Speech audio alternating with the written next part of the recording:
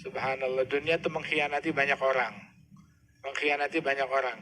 Di zaman kita aja berapa banyak presiden yang berkuasa puluhan tahun didor sama rakyatnya. Dijambak sama rakyatnya, digantung sama rakyatnya. Subhanallah, bukan satu, bukan dua, banyak yang kayak begitu. Banyak yang kayak begitu. La ilaha illallah. Ente lihat tuh dunia tuh kayak begitu. Terus kita masih mau kita percaya.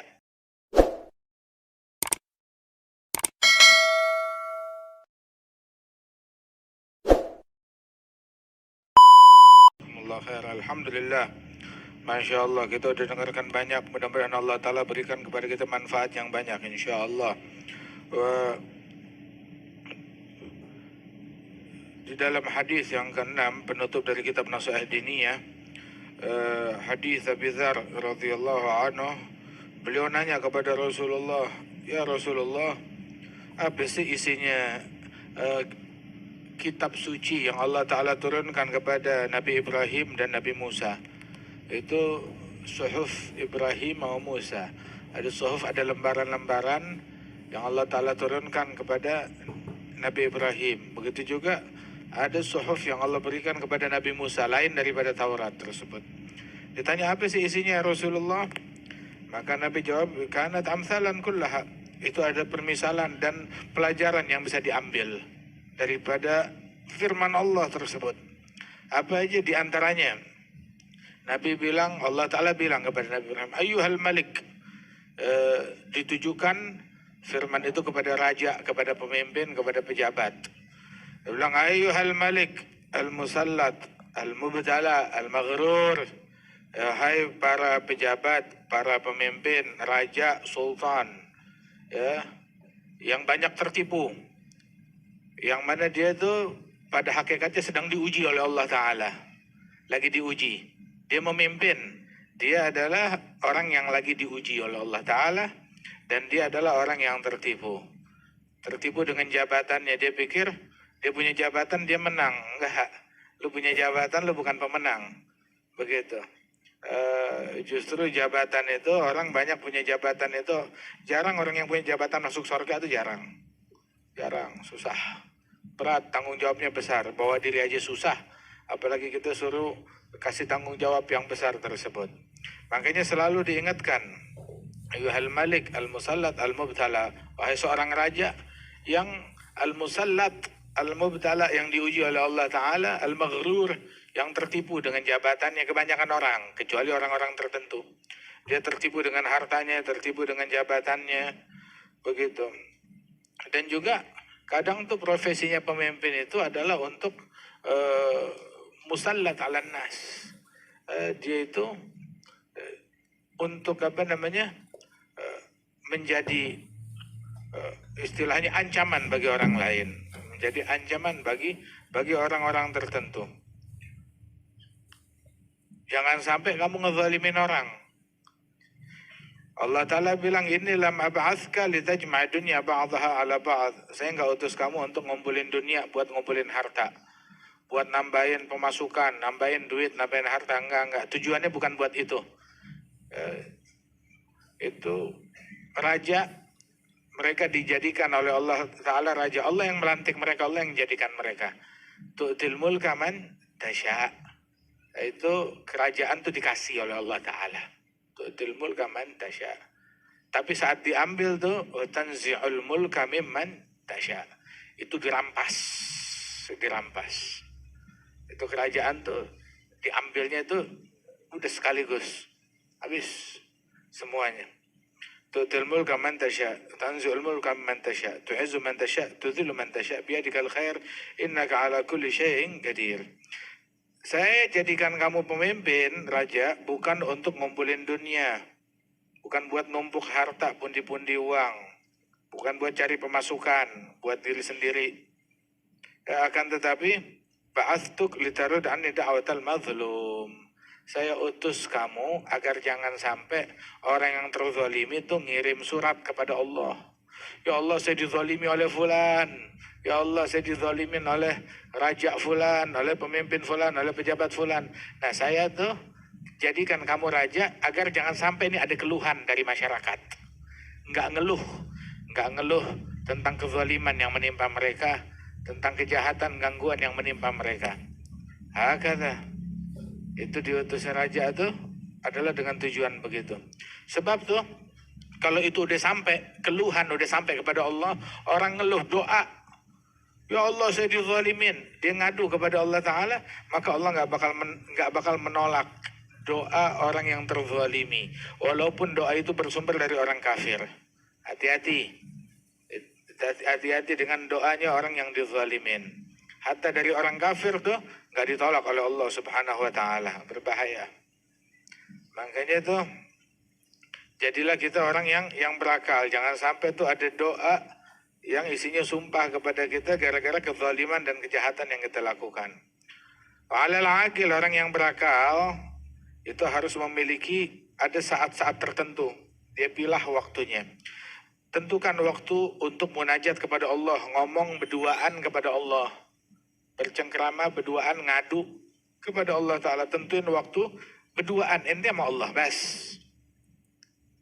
Tentukan waktu, cari waktu untuk ente berduaan sama Allah.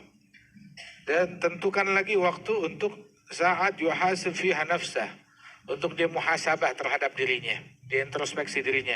Ini hari ngelihat apa ya? Ini hari dengerin apa aja? Ini hari ngomong apa aja? Ini hari nyentuh apa aja? Ini hari ngambil apa aja? Ini hari berapa hartanya yang keluar? Ini hari kesehatannya dipakai buat apa? Nafasnya buat, hitung. Kita kan pengen hari kiamat tuh masuk surga tanpa hisab atau hisaban yasira. Ya, orang tuh yang di sana mau lolos hisab adalah yang di sini dia udah hisab duluan. Dia udah perhitungan duluan. Begitu, kalau di sini udah perhitungan duluan, oh ini udah bayar, lewat. Sama kayak ente sekarang tuh mesen hotel.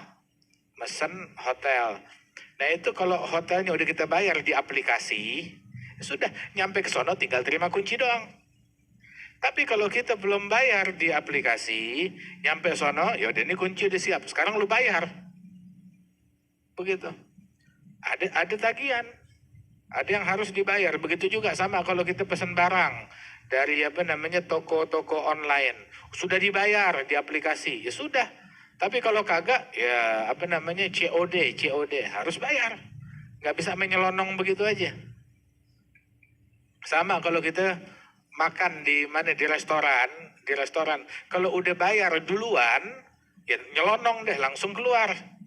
Kita dihitung sendiri. Tapi kalau kita belum bayar duluan, lu nyelonong, tangkap polisi, dikejar. Wah, kata.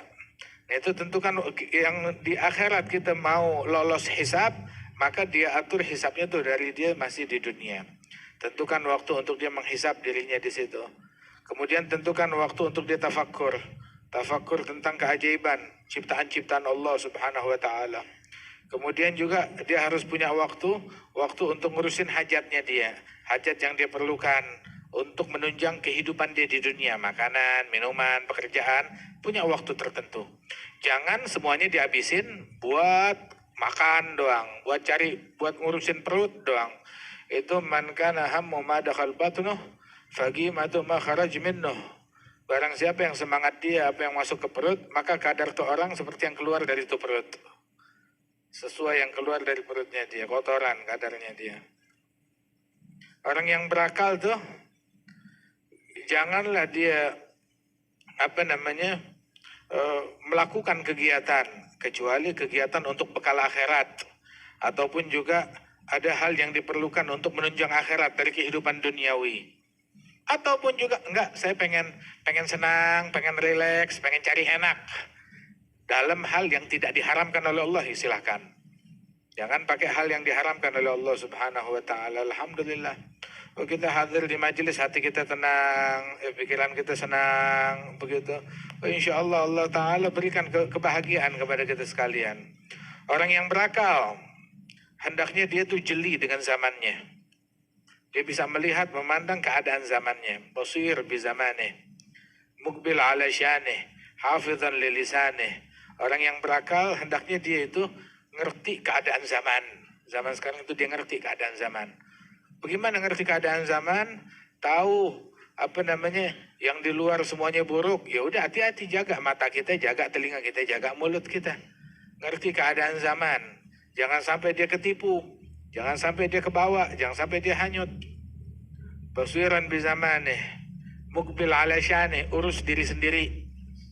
Jangan sok-sokan mau ngurusin orang, urusin bangsa, urusin negeri. Nah, lu aja belum selamat dari neraka. Allah aja tiap hari murka sama dia. Begitu belagak mau ngurusin ini, mau ngurusin itu. Begitu. Kita mau menyelesaikan bangsa ini dari masalah. Masalahnya adalah lu tuh masalah. Ente nih keberadaan kamu di bangsa ini masalah. Gimana mau menyelesaikan masalah? Gimana mau menyelesaikan masalah? Tapi ketika dia bebenah diri, meloloskan, menyelamatkan dirinya, bahwa dia bukan masalah, dia adalah solusi. Dia menjadi solusi, dia menjadi obat. Maka, nah baru begitu, dia dirujuk untuk menyelesaikan masalah. Kalau dia adalah masalah, ya bagaimana? Kemana dia pergi masalah, kemana dia masuk masalah. Muka dia masalah. Waliyadu billah min dzalik. Mukbilan ala sya'ni, ente urus dirinya ente dulu. Urus dirinya, benahin sholatnya, ibadatnya, matanya, pikirannya, begitu. Mukbil ala sya'ni hafizan lilisani, jaga mulutnya. Jaga mulut dari yang kotor, dari yang buruk. Kata. Itu barang siapa yang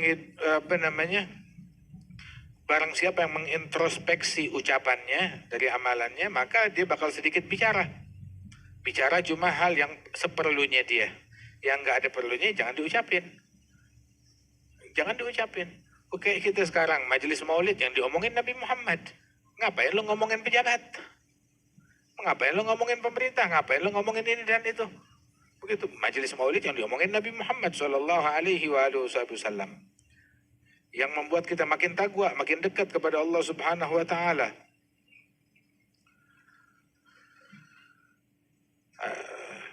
Bilang kalau suhufnya Musa apa, kata Abu Dzar? Kalau suhufnya Musa apa isinya? Sama juga, ibarat kullaha. Pelajaran yang bisa dipetik di dalamnya. Itu diantaranya itu ajib tu liman aigana bil maut tsumma huwa yafrah. Saya heran. Allah Ta'ala wahyukan tuh kepada Nabi dalam suhufnya Nabi Musa. Sungguh menakjubkan. Orang yakin dia bakalan mati. Terus masih bisa ketawa terbahak-bahak.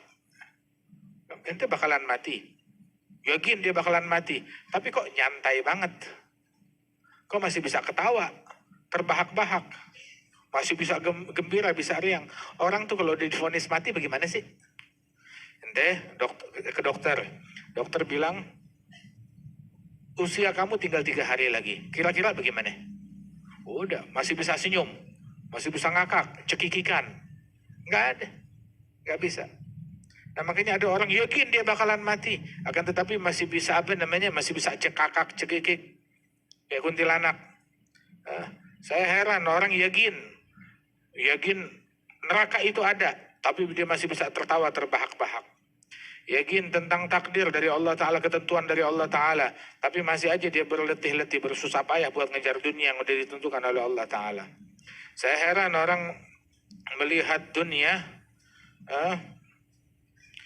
dan perputaran dunia ini, kemudian dia masih bergantung, masih percaya, masih yakin sama dunia.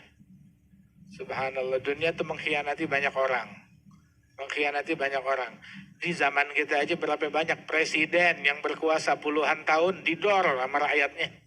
Dijambak sama rakyatnya, digantung sama rakyatnya. Subhanallah, bukan satu, bukan dua, banyak yang kayak begitu.